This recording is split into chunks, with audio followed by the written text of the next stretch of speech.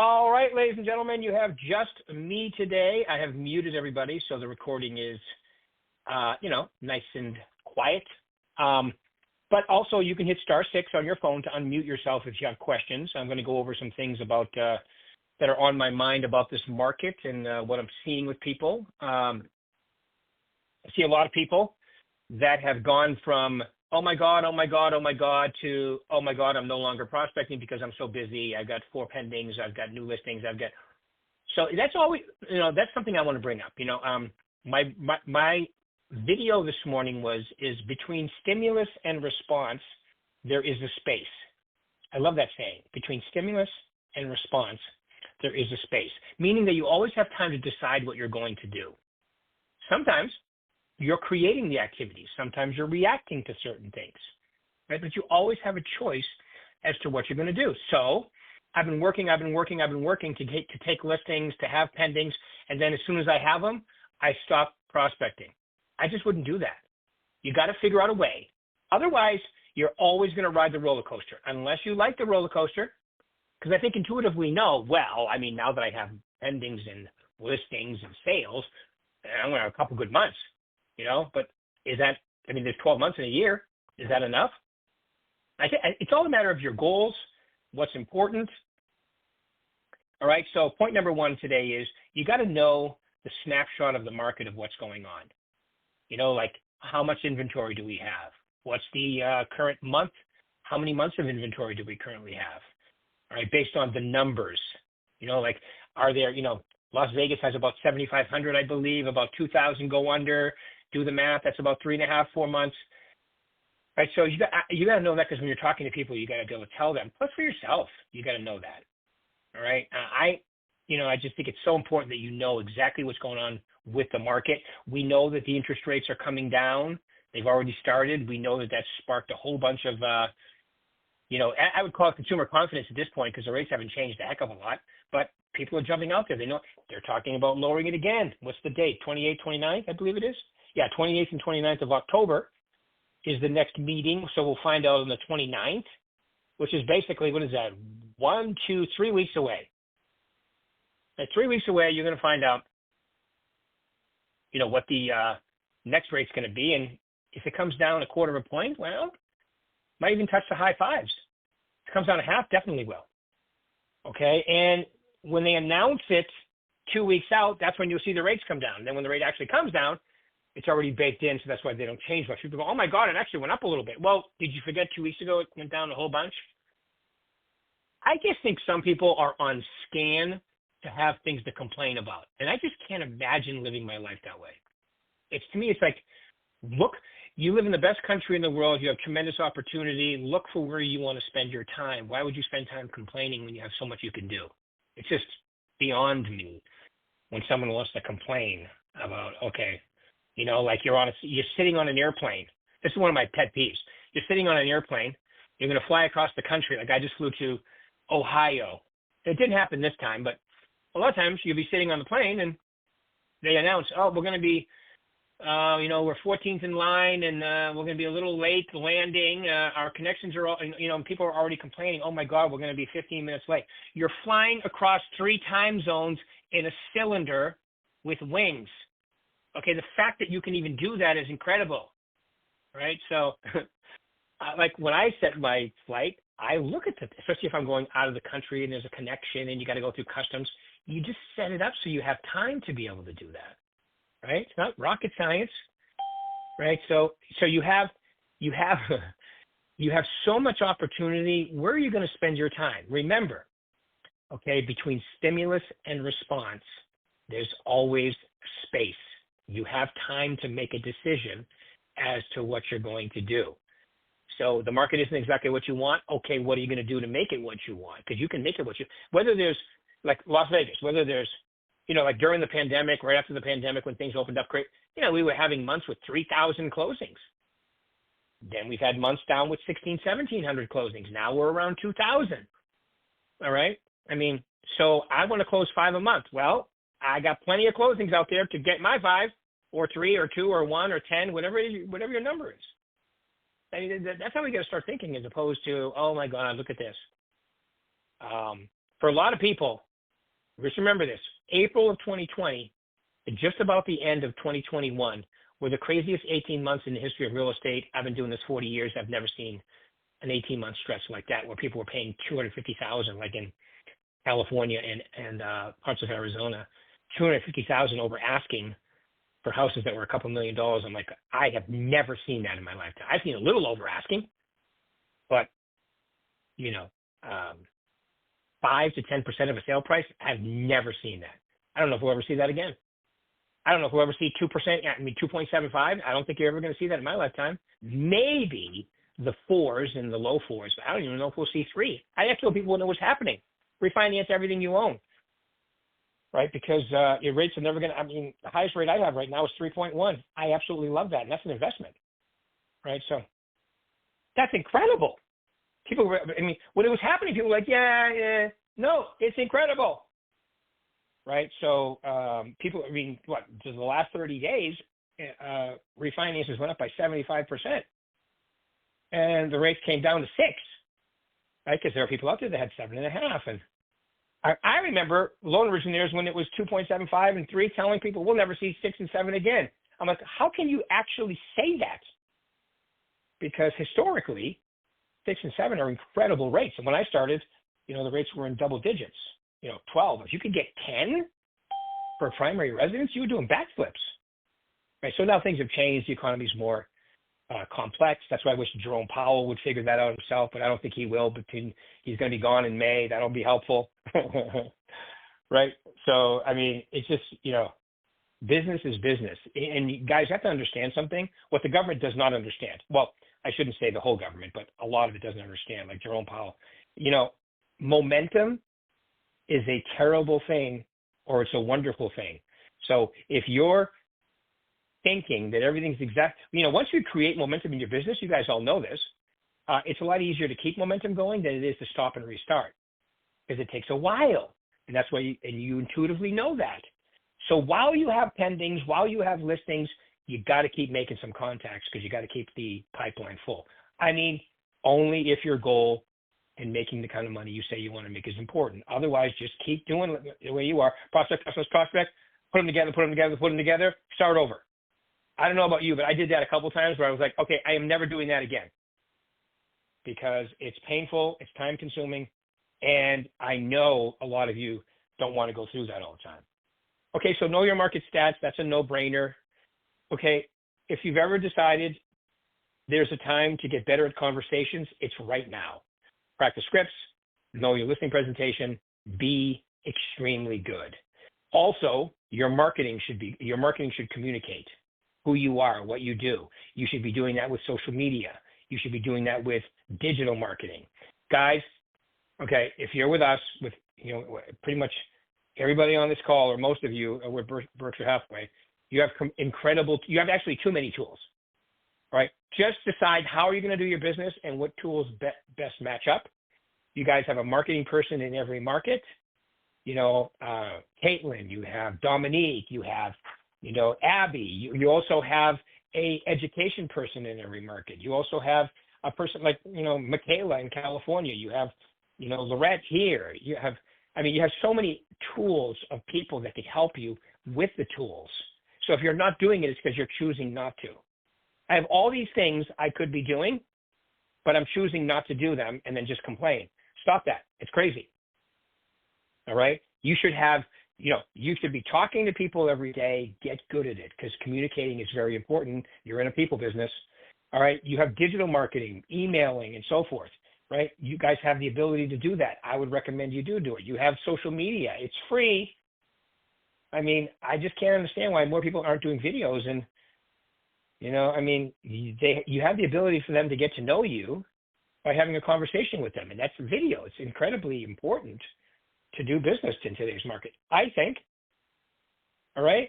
So, and then you have your brand. You have, it's just so many things that you can do, okay, to, really stand out in this business. And if you're not taking advantage of it, take a look in the mirror, give yourself a kick in the butt, and let's go. All right, let's go. Let's get it going. So, all right. So, know your market. Make sure you're having great conversations. Make sure your marketing is legit. because you have the ability to do that. And use your current picture, people. No one wants to see your high school glamour shot, okay? Trust me on this. All right? If you, like me, if I have a picture with hair, it's way too old because I've been, pretty much shaving my head for 10 years now. So if I have a picture, I don't even think I know I don't have one in any of my marketing and stuff. I don't even think I have videos anymore on my YouTube with hair, all right? So because I've accepted the way I look. Why wouldn't I? That's the way I look. All right, that's what I think when I see people who use old pictures. They don't accept the way they look. It's crazy. All right, so make sure your marketing's legit. Are you having the pricing conversation? Like we've been, these are all review items we've been talking about for a while. Are you having a pricing conversation on every listing you go on, and even buyers? Right. So, in today's market, like a lot of people have listings that up until I would say 2-3 weeks ago were sitting. Then boom, we went to a little spurt of activity. Well, if you have listings that didn't go through a spurt of activity in the last 30 days, then you are way off on price. And stop being delusional. Okay, like you actually believe this when you say this. No, it's priced right. Hello. Okay, I didn't get to my destination. I was driving to Henderson, and I ended up in Aliente, but I went the right way. That's just like, it's the same thing. Well, I have it on the market for over the average days on market. It's been on the market for 100 days. It's an average sale price, but it's priced right. Well, you're lying to yourself and to your sellers. That's impossible. Otherwise, it would be sold. Well, there are other compensating factors. Well, that's where the price comes in. Price will, if you have compensating factors that are positive, it'll drive the price up. And if you have compensating factors that are negative, it'll drive the price down. It's not rocket science. See, what a lot of you need to realize is stop telling them a price. Give them the comps, go through it with them, and ask them the question. So now that you've seen all this, what do you think? Now put yourself in their shoes. You're a buyer in today's market. You're looking at all of this. What do you think the price of your house should be? It's way more effective than saying, okay, you need to be between here and here. And no, because now you own the price. And when you own the price, your ego will defend it till death. And you don't want to do that. If you want to be servicing your sellers and following your fiduciary responsibility and so forth. So have, the pricing conversation on every listing. If you have listings that aren't selling, go over and do another presentation like you're taking the listing again, but for a price reduction. Yeah, it's time consuming. Well, see, a lot of you, if you have 3 listings that are sitting and you have a direct conversation, one, decides to wait, because, wait until next year. The interest rates look like they're going to continue to come down, so the next year probably will be a little bit better if you need to get every dime out of it to move. If somebody's lived there for 2-3 years and they need to get every dime, they may want to wait 6 months. Some of you who's been there 6, 7, definitely over 10 years, they can't complain about the price. The price is excellent.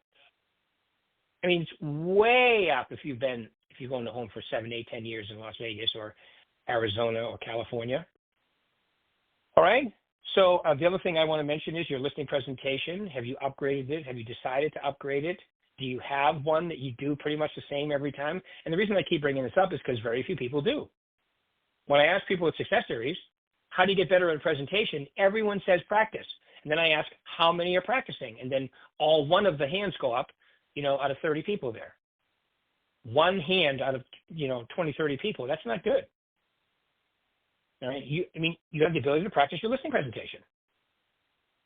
You should exercise that opportunity, right? Are you converting leads like a pro? That's important. Your lead follow-up and turn them into listings and being brutally honest with people. I think when you're being brutally honest with people that are actually buying or selling, they love it because they appreciate the honesty. Right. I think that, whether it's a buyer or whether it's a seller. And as a matter of fact, sometimes when a buyer can't have something, they want it even more. That's when they're motivated. Okay. That's why you price your listings incredibly good. So 4 people want it at the same time. When I used to do new construction and ran an open house, we had a furnace model. All right. Everybody that called during the week, I would set them for 10 a.m. on Saturdays. Well, you'd have 5 or 6 appointments on. That's right. 5 or 6 appointments. Everybody show up at the same time. They didn't know. I sent them all at the same time. They just showed up at 10 o'clock. And I walked them all through the model at the same time. Right? That, to me, that's efficient. And two, it shows urgency because there's a lot of people looking at the same property. Right? And we would always sell the model and move it because that obviously makes sense. All right. So there you go. And then the last one I have for you today is your database is your gold mine. Are you working it and adding to it every single day? You need to be. Like I knew when I came, okay, so my goal every day was to talk to 25 people. All right. 90% of the time I achieved that. It was probably even more than that, but I'm going to say 90%. 10 of the 25 on average, okay, well, were the people in my sphere because I had 600 people basically in my sphere. There are 60 work days in a quarter. I want to talk to them once a quarter. I talk to 10. And I used to actually have my assistant, when the computer became part of it, after I went from the 1 through 31 accordion file, some of you don't even know what that is, which was me, everything was on paper to the computer. Now it's in the computer. And I would have her print out a lead sheet for each person of the 10. So she'd give me 10 of those sheets, plus usually another 4 or 5 lead follow-up that were in there, right? And I would write hand notes on every one of them and hand them back to her for her to update. So she knew what was going on. That was my real goal in doing that, was to make sure it was all documented, but also she knew. So when I was gone for a week here or there, she could fill in for me. She was licensed. Okay. So, about 10 to 12 of my calls every day were my sphere. Those are new contacts because I'm doing that on purpose, right? I'm getting business. I'm laying the foundation. I'm, exercising my fiduciary responsibility with all my buyers and sellers that I've sold with in the past. All right. And I don't know about you, but once you work with somebody, they kind of become your friend, right? And you want to stay in touch and see what's going on and ask them about their kids, their dogs, whatever is important to them. Today, for a lot of pet owners, their dogs are just as important as their kids, sometimes more. It's actually crazy. Some of the videos I see too. Wow. It's absolutely nuts how some people treat their dog and cat and horse. All right. So work your database like gold. Okay. So let's review here. Before I do that though, anybody have a question? If you hit *6, you will unmute yourself. *6, unmute to ask a question or make a statement or anything that you may want to ask. Anybody. Don't be shy. Okay, so what I talked about today is, there is a space between stimulus and response. Okay, take advantage of that space. Make the right decisions. Sometimes you're the boat creating the wake, and sometimes you're the wave runner riding the wake. It all depends on what's going on in your day, right? So, but you have control over what you're going to do next, no matter what's going on.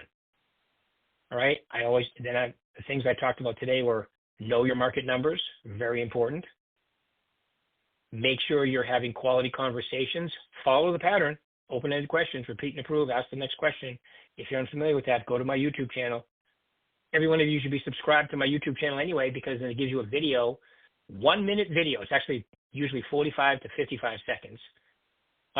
Daily message. Start your day off right. I do it every day about 6:30 in the morning.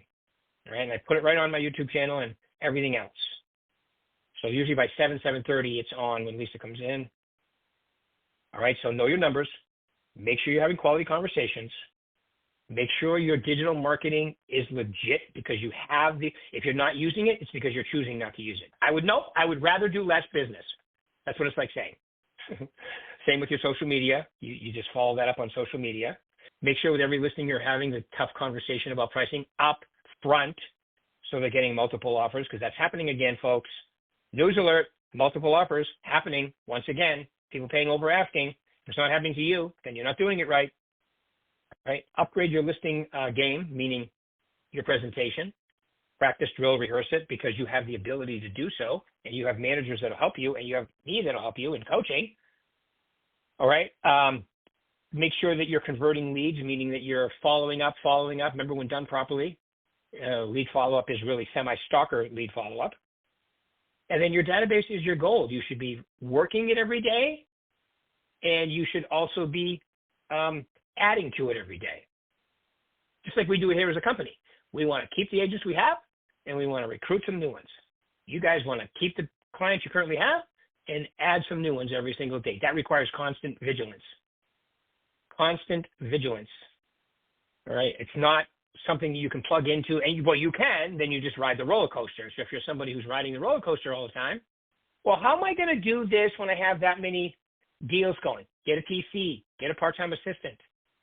Remember, you're getting paid a lot of money when you're prospecting, when you're doing lead follow-up, when you're negotiating contracts, when you're on a listing presentation or a buyer presentation. That's where you're making all your money. The rest of the time, you're making $20 an hour, and that's generous. I think you could, so you're taking a pay cut to do the stuff that you should be delegating. There's an adjustment phase. When that happens and you do it, all right, you go through really like 30 to 60 days of total uncomfortable because you're spending money. But then after you do that and adjust to it, you're like, wow, that is the best thing I've ever done. Now, I didn't really have a choice, to be honest with you. I am administratively challenged. Some of you know that. Some of you don't. But I am self-proclaimed proud of the fact that I'm, administratively challenged because I never wanted to learn it because I'm better talking to people and going on appointments and putting deals together than I am doing the paperwork necessary or whatever that goes along with it, especially when it was done by hand because you couldn't read my handwriting. Mm-hmm. All right, questions?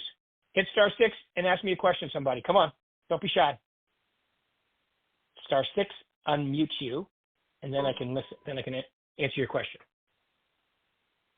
All right, then, you guys. I must have explained it so well that you don't need any questions answered. So have a great week.